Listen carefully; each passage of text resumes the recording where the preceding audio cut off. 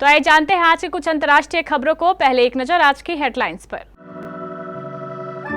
Mumbai hit and run मामला, हिरासत में शिवसेना नेता, बेटा फरार। ओडिशा नैनासर पहंडी और छेड़ा पहड़ा के बाद रथ पर सवार हुए भगवान जगन्नाथ। कुलगाम के चिन्नी गांव में सुरक्षा बलों को बड़ी कामयाबी। दिल्ली में बारिश पर लगा ब्रेक, एमपी यूपी समेत इन राज्यों में होगी झमाझम बारिश।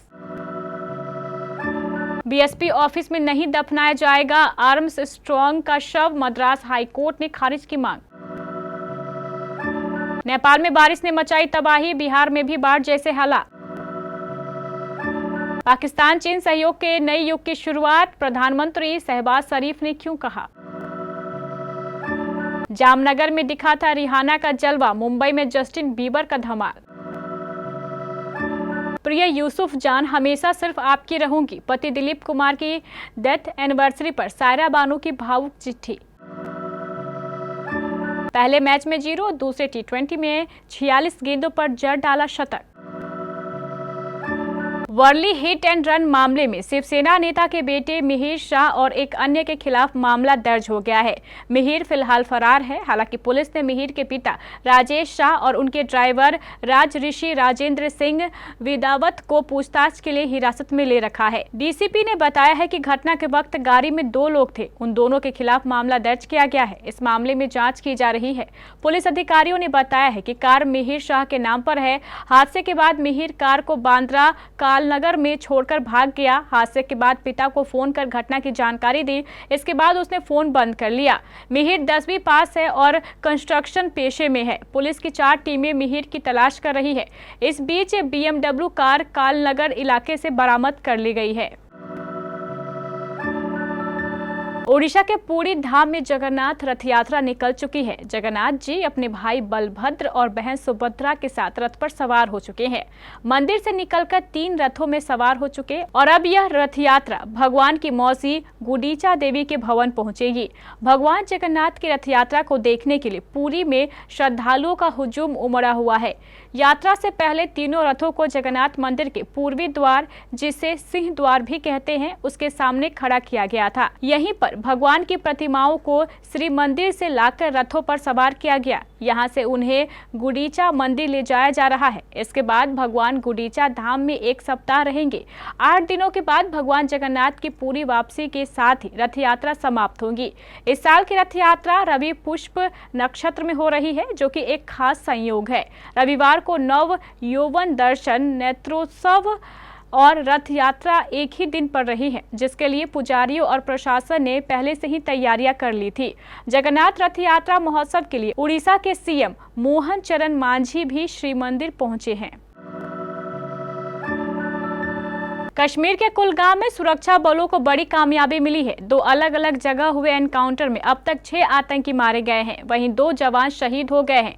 इलाके में अतिरिक्त जवानों को तैनात किया गया है और अभी भी सर्च ऑपरेशन चलाया जा रहा है, ताकि कोई भी आतंकी छुपा ना रह जाए। इन आतंकियों को ढेर करने के लिए सुरक्षा बलों को कड़ी मशक्कत करनी पड़ी। लगातार सर्च ऑपरेशन चलाए गए, जिसके बाद इस घटना को अंजाम दिया गया है। इसमें 2 जवान भी शहीद हो गए। दिल्ली सहित पूरे देश के कई राज्यों में मानसून सक्रिय है। कई राज्यों में भारी बारिश तो कहीं मध्य या हल्की बारिश से मौसम खुशनुमा बना हुआ है।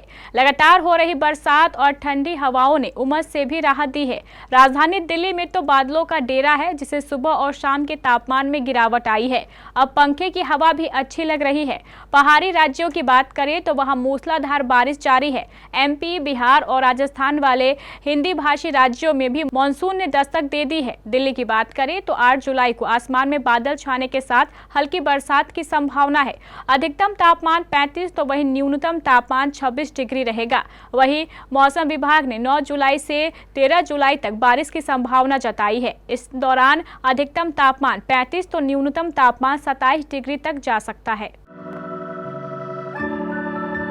मद्रास हाई कोर्ट ने तमिलनाडु बसपा के प्रदेश अध्यक्ष आर्म्स स्ट्रॉन्ग के शव को पार्टी कार्यालय परिसर में दफनाने की मांग वाली एक रीट याचिका खारिज कर दी है। अब उनका अंतिम संस्कार तमिलनाडु के तिरुवल्लुर जिले के पोथूर गांव में निजी जमीन पर किया जाएगा। तमिलनाडु बीएसपी अध्यक्ष आर्मस्ट्रॉन्ग की शुक्रवार की शाम चेन्नई में उनके आवास के पास अज्ञात लोगों ने हत्या कर दी थी। मद्रास हाईकोर्ट की जज वी भवानी सुब्बारायन ने कहा है कि बीएसपी कार्यालय में दफनाने से मना करते हुए याचिकाकर्ता ने इसके लिए वैकल्पिक स्थान के बारे में सवाल पूछा।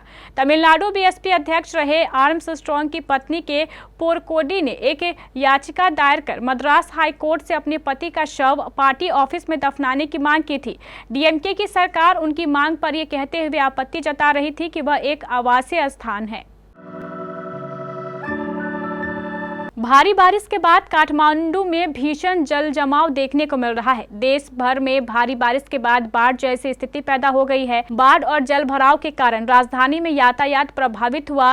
हेनपाल में लगातार बारिश की वजह से बिहार में कई नदियां उफान के निशान से ऊपर बह रही हैं। बिहार की कई नदियों का उद्गम नेपाल से ही होता है। कोसी, गंडक, कमला और बागमती जैसी कई नदियों में पानी लगातार बढ़ रहा है। नेपाल सीमा में चंपारण पर बने गंडक बैराज को खोल दिया गया है। इस कारण चंपारण के निचले इलाकों में बाढ़ आ गई है।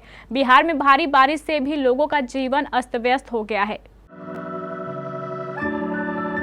पाकिस्तान के प्रधानमंत्री शहबाज शरीफ ने अपनी हालिया चीन यात्रा के दौरान हुए समझौतों और एमओयू के कार्यान्वयन पर इस्लामाबाद में एक समीक्षा बैठक की अध्यक्षता की। उन्होंने बैठक के दौरान पाकिस्तान चीन संबंध पर चर्चा की। उन्होंने कहा, आईटी, संचार, खनन और ऊर्जा क्षेत्रों में पाकिस्तान चीन सहयोग का एक नया युग शुरू हो गया है और इससे आर्थिक विकास होगा। इन क्षेत्रों में पाकिस्तान चीन सहयोग को बढ़ावा देने से आर्थिक विकास होगा, क्षेत्रीय संबंध मजबूत होंगे और दोनों देशों के बीच संबंध गहरे होंगे। उन्होंने पाक चीन दोस्ती का जिक्र करते हुए कहा है कि चीन ने हमेशा मुश्किल वक्त में पाकिस्तान का साथ दिया है। उन्होंने कहा है कि चीन सबसे मजबूत आर्थिक शक्ति के रूप में उभरा है। 72 साल के पाकिस्तान मुस्लिम लीग नवाज नेता ने कहा है कि उनकी चीन यात्रा के दौरान हस्ताक्षरित समझौतों और समझौतों ज्ञापन के कार्यान्वयन में कोई बाधा बर्दाश्त नहीं की जाएगी। अंबानी फैमिली में जश्न शुरू हो चुका है और अनंत अंबानी, राधिका मर्चेंट की संगीत सेरेमनी की तस्वीरें और वीडियो सोशल मीडिया पर सुर्खियां बटोर रहे हैं।